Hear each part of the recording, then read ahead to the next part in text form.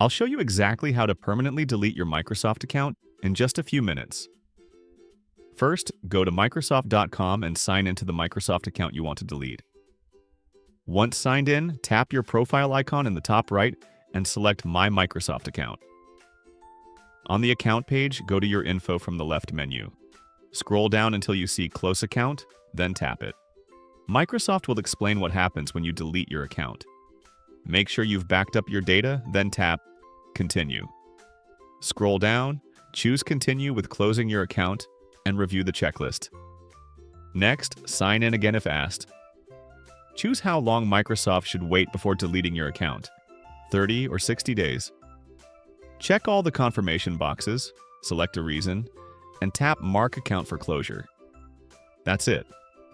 Your account is now scheduled for deletion, and you can still recover it before the waiting period ends.